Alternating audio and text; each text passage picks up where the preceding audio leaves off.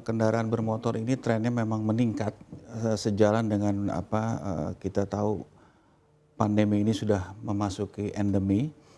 Ini bisa lihat trennya dengan perusahaan pembiayaan juga mulai bergiat dalam arti mengucurkan kreditnya, sehingga memang trennya sedikit meningkat dibandingin tahun sebelumnya. Hanya sedikit saja peningkatannya, Pak? Kalau dari catatan statistik yang ada di kami, persentasenya tidak lebih dari 10%, tapi ini disebabkan karena keterbatasan supply daripada kendaraan itu sendiri.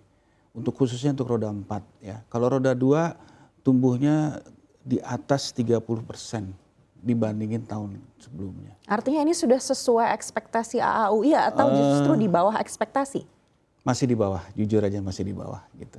Jadi memang target kita untuk teman-teman di industri ini paling tidak bisa tumbuh 20-30% lah gitu. Kapan itu Pak targetnya? Saya sih berharapnya kuartal kedua ini sudah ada perbaikan. Karena tadi saya katakan supply daripada kendaraan itu saat ini juga susah gitu. Jadi demand-nya banyak tapi kendaraannya agak sulit. Karena kita tahu ada beberapa faktor, misalnya kita lihat krisis di Eropa dan juga beberapa di negara-negara tertentu itu yang alat-alat untuk kendaraan itu sendiri yang bergantung dari mereka. Sehingga di kita pun akhirnya berdampak ada windfall. Baik, jelang Idul Fitri ini kan biasanya menjadi momen juga untuk pertumbuhan yang cukup signifikan begitu. Kalau Bapak lihat di tahun ini apakah akan sama dan bisa mengejar target yang tadi Bapak sampaikan atau tidak? Justru itu tadi saya sampaikan, kalau Idul Fitri saya agak optimis karena ini sudah sejak endemi mungkin 3-4 tahun sekarang orang-orang balik mudik ya, perlu kendaraan. Saya pikir tadi saya sampaikan untuk roda 2-nya kemungkinan kenaikannya cukup signifikan. Karena kita tahu segmen ini adalah segmen yang medium ke bawah.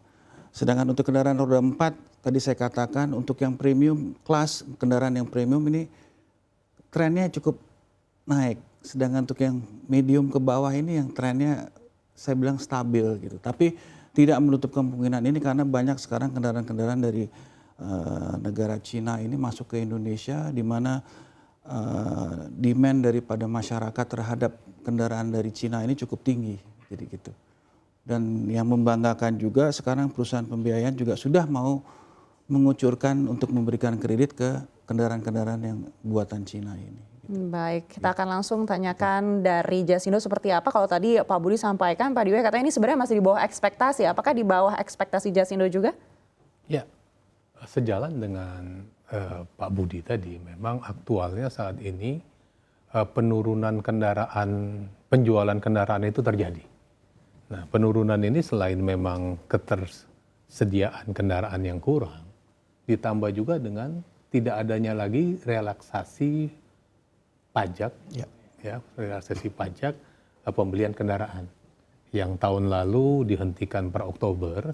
Jadi di mana tahun lalu masyarakat menikmati diskon-diskon yang cukup menarik terkait dengan penerapan pajak, di mana sampai dengan tahun lalu tuh ada yang bisa sampai diskon 12 juta, 15 juta untuk kendaraan yang di bawah 300 juta rupiah harganya.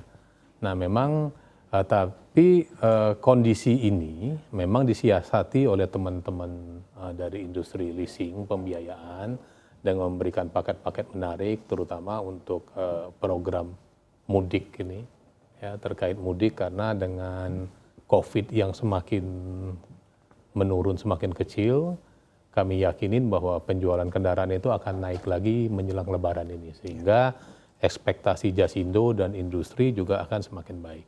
Namun yang kami lihat dari data internal Jasindo adalah pembelian proteksi asuransi kendaraan bermotor dengan transaksi langsung dari masyarakat langsung ke Jasindo itu naik cukup signifikan, yaitu naik sebesar 15%.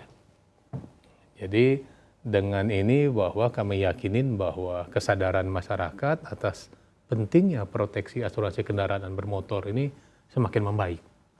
Baik, gitu. 18% apakah ini sudah sesuai dengan target dari Jasindo atau masih di bawah target?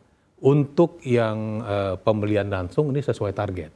Nah, memang secara total pembelian asuransi kendaraan bermotor itu masih bersumber dari leasing yang memiliki kontribusi paling besar yaitu sekitar 70%. Memang masyarakat Indonesia karena persyaratan leasing yang mempersyaratkan pada saat kita mau kredit kendaraan harus punya asuransi, sehingga porsi terbesar masih dengan leasing. Nah memang yang mengembirakan ini untuk yang direct antara customer langsung ke Jasindo meningkat, sementara yang leasing masih tertahan nih. Nah, harapannya dengan momentum Lebaran ini akan terus naik dan prediksi kita sampai akhir tahun juga tetap memenuhi ekspektasi Jasindo. Baik, peluangnya sebesar apa sih Pak untuk di momen Idul Fitri tahun ini? Apakah targetnya ini cukup signifikan dari Jasindo? Yang jelas sih kalau seasonal setiap mau Lebaran itu selalu terjadi kenaikan peningkatan sampai dengan 20%. 20% secara total baik dari leasing maupun dari penjualan langsung. Nah harapannya ini juga momentum Lebaran ini akan terus terjaga sampai dengan akhir tahun.